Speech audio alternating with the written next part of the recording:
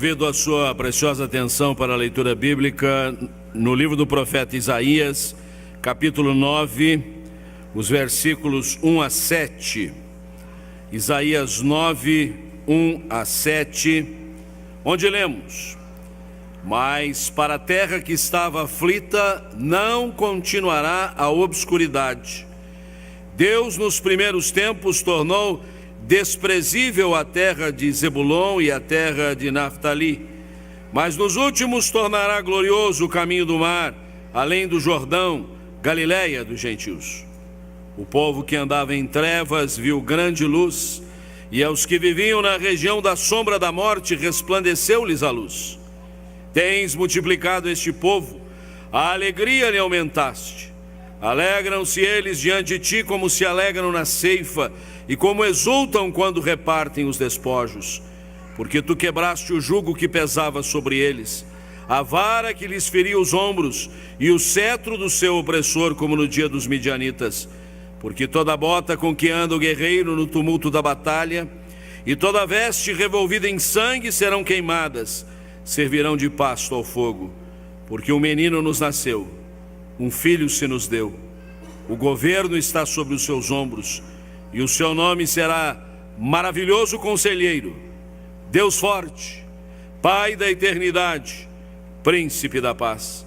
Para que se aumente o seu governo e venha a paz sem fim sobre o trono de Davi e sobre o seu reino, para o estabelecer e o firmar mediante o juízo e a justiça, desde agora e para sempre. O zelo do Senhor dos Exércitos fará isto. No primeiro versículo encontramos esta declaração: não continuará a obscuridade. Não continuará a obscuridade, a escuridão, o ambiente tenebroso, a realidade opaca, a condição que gera inclusive um espírito de medo. Não continuará a obscuridade. 8 séculos antes do advento de Cristo, que estamos comemorando hoje, o profeta Isaías reconheceu, naquela terra cuja geografia era extremamente desfavorável, ao norte da Palestina, a Galiléia dos gentios, reconheceu nela o palco do maior evento já acontecido na história, a encarnação do Verbo. Deus se fez gente, Deus se fez como um de nós, Deus assumiu a nossa humanidade e o fez na condição mais humilde, mais singela, mais simples, e optou por vir até nós exatamente numa região que era tida como obscura, numa região que era considerada de pouco valor, no meio de uma gente desprezada, terra de Zebulon, terra de Naftali, caminho do mar, que era tido como o último dos lugares. Imagine a periferia de uma cidade, uma grande cidade. A Galiléia era a periferia da periferia. Por isso, esse tratamento, talvez até quase que indecoroso para com aquela região. Mas a promessa vem vazada nesses termos: não continuará a obscuridade. Por quê? Porque o Salvador resolveu vir até nós exatamente naquele lugar. E onde ele chega, as coisas se alteram. Por isso nós estamos reunidos nesta noite no culto das luzes. Não as lampadinhas que estão aí nas nossas mãos, nos nossos bolsos, que daqui a pouquinho você vai ligar, você já testou para ver se está funcionando. Ela apenas é para apontar para aquele que é a verdadeira luz do mundo, a luz de luz, a luz que é fonte de toda luz, a luz que resplandece em nossos corações, a luz que faz brilhar o amor, a paz, a graça, a salvação do nosso Deus sobre as nossas vidas. Jesus nasceu em Belém, na Judéia, mas a maior parte da sua vida ele passou exatamente na Galileia. Um período longo, morou em Nazaré, sua meninice, sua adolescência, até a sua juventude.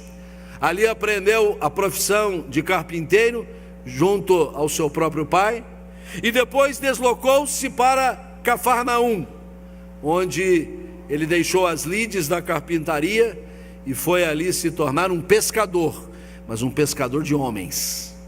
Havia um grande lago lá, há um grande lago lá, o lago da Galileia, o mar da Galileia, mas Jesus se deu não ao trabalho de buscar peixes, mas buscar homens. Escolheu a dedo os que haveria de instruir, formou o seu primeiro conjunto de discípulos, e justamente aonde? Na terra que era obscura, mas para fazer coro com o profeta Isaías, ele ali pôde cumprir a promessa: esta terra não ficará mais obscura. Sua presença irradiou luz a partir de um lugar longínquo, opaco e obscuro, como também irradia luz nos nossos corações, porque primeiro de tudo vamos aprender: onde Jesus chega, a luz se estabelece.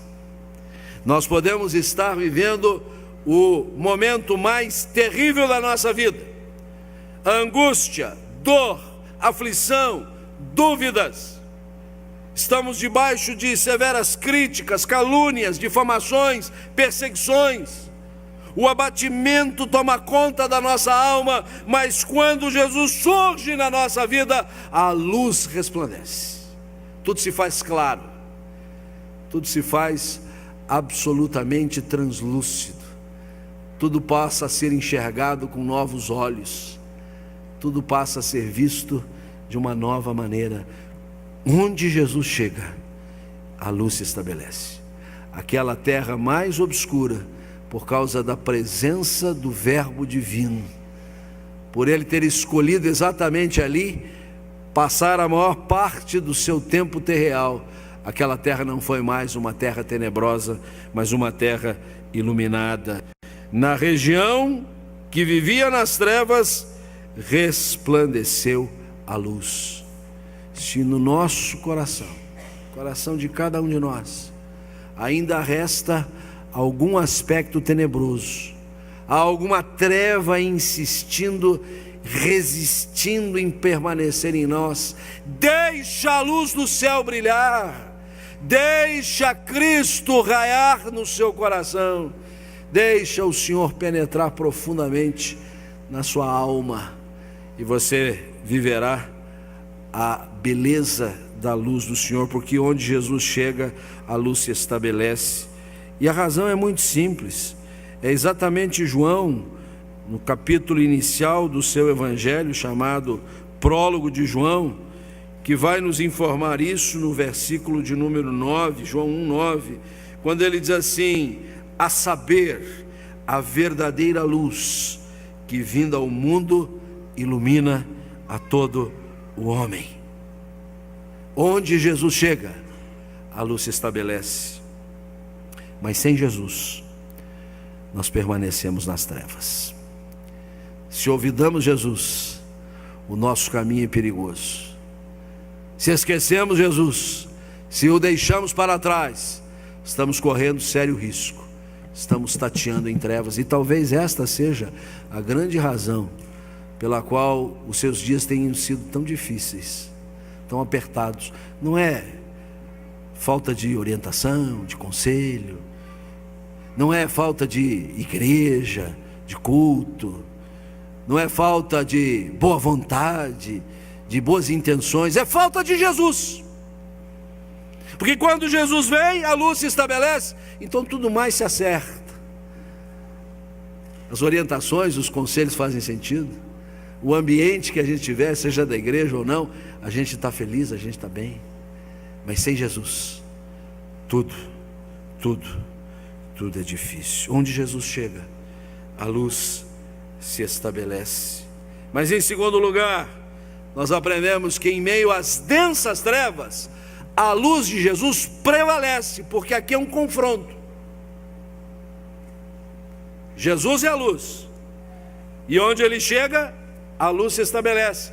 Mas as trevas são insistentes, elas são resistentes, elas são ardilosas, elas têm as suas armadilhas, e para todo lado elas surgem, e muitas vezes elas aparecem no meio de muita aparência de luminosidade. A cidade está iluminada, nossas casas estão iluminadas, as repartições também estão cheias de luzes. Os festejos de hoje também vão determinar aí um espocar de fogos para iluminar o céu.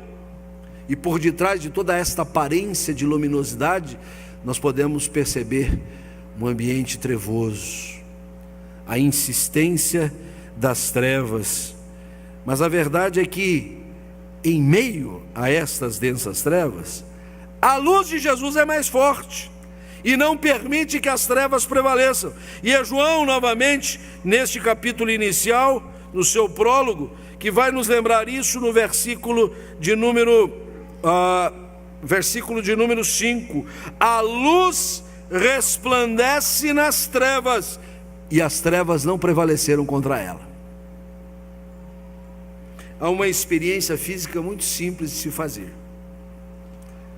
Você adentra um quarto bem escuro, sem janela, a porta está exatamente encaixada no caixilho, não tem uma frestinha de luz, nem no chão, nem nada, e você fica ali num lugar absolutamente escuro.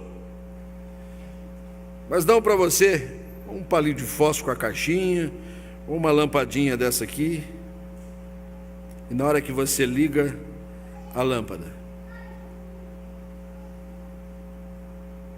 você começa a enxergar tudo que está em redor. Uma sala pode ser até de proporções consideráveis, talvez até um auditório como esse. Mas uma pequena chama despacha as trevas para longe. E sabe, você muitas vezes é esta pequena chama, esta pequena luz, resplandecendo a luz de Cristo, e é você que vai despachar o ambiente tenebroso em derredor, por você deter esta condição. Nós estamos cercados de trevas por todos os lados.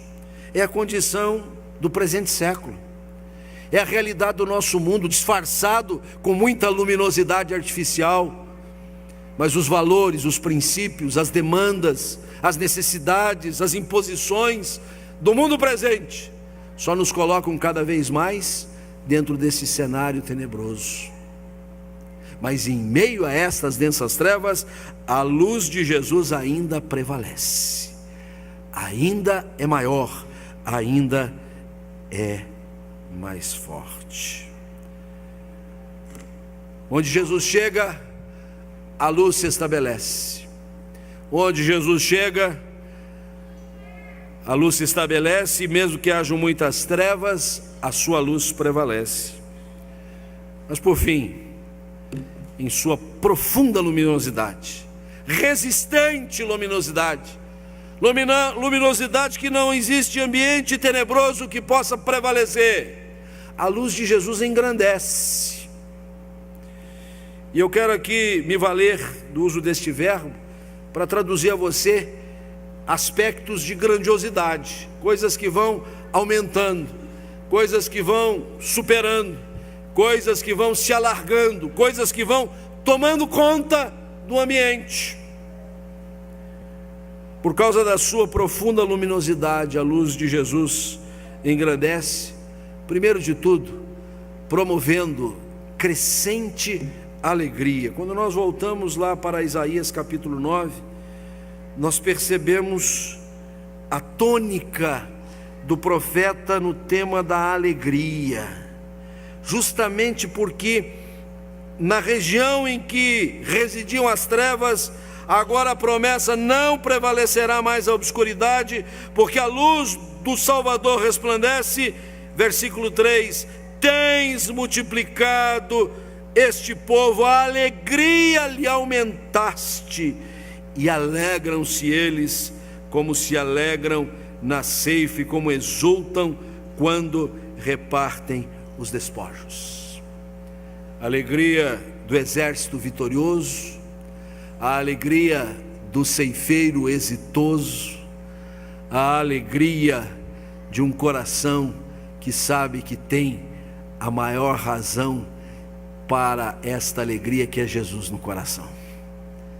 É por isso que nós cantamos com tanto fervor: a alegria está no coração de quem já conhece a Jesus, de quem provou da sua luminosidade, de quem provou do seu esclarecimento, de quem provou da sua redenção, da sua salvação. É uma alegria crescente, uma alegria tamanhamente crescente que mesmo que venham as tristezas, os dissabores, as situações adversas, aflitivas, a alegria ainda é maior que tudo isso.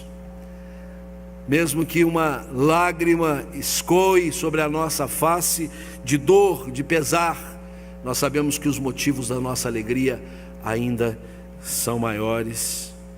Em sua profunda luminosidade, a luz de Jesus engrandece, promovendo então também uma concreta liberdade, uma liberdade que só Ele pode nos dar.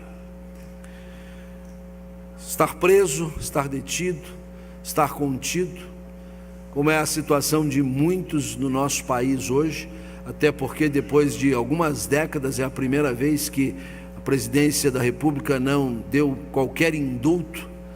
Então a gente pode ficar um pouquinho mais tranquilo, porque infelizmente o indulto muitas vezes é muito amplo, geral e irrestrito, né? E a criminalidade corre mais solta nesses dias. Mas certamente para nós que estamos aqui fora é muito bom. Para quem está detido não é nada bom estar preso. Nós estamos livres, mas estamos mesmo livres para valer? Livres do pecado, livre das amarras que o pecado enlaça a nossa alma, livres de pecar mesmo.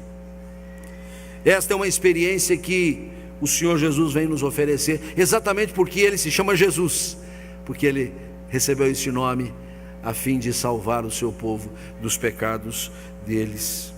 E é por isso que neste contexto o profeta coloca exatamente a ideia de uma batalha, de uma luta. Mas agora tu quebraste o jugo que pesava sobre eles, a vara que lhes feriu os ombros, o cetro do seu opressor, como nos dias dos midianitas. Agora o Senhor quebrou esse jugo, agora nós estamos livres.